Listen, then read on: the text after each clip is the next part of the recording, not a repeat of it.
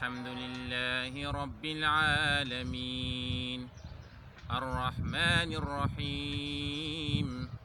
مالك يوم الدين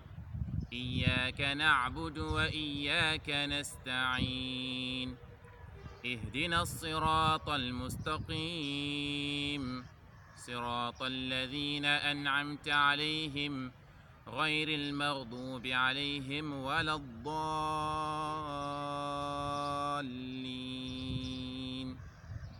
آمين.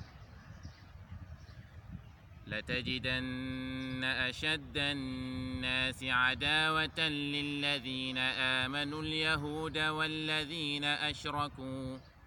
ولتجدن أقربهم مودة للذين آمنوا الذين قالوا إنا نصارى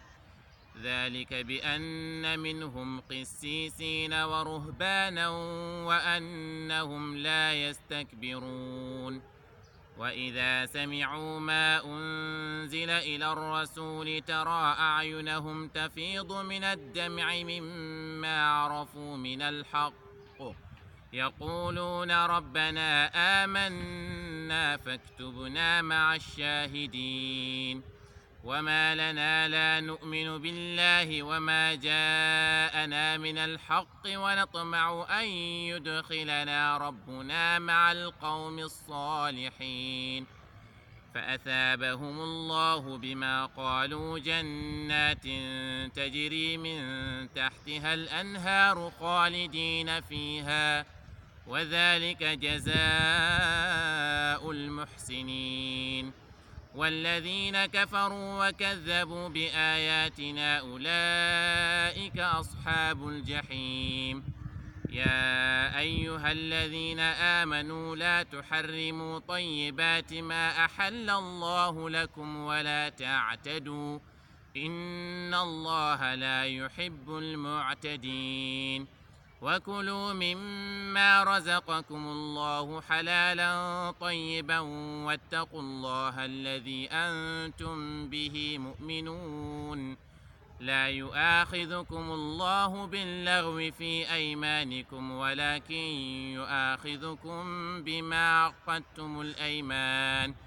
فكفارته إطعام 10 مساكين من أوسط ما تطعمون أهليكم أو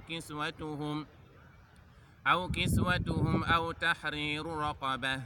فمن لم يجد فصيام 3 أيام ذلك كفارة أيمانكم إذا حلفتم واحفظوا أيمانكم كذلك يبين الله لكم آياته لعلكم تشكرون يا أيها الذين آمنوا إنما الخمر والميسر والأنصاب والأزلام رجس من عمل الشيطان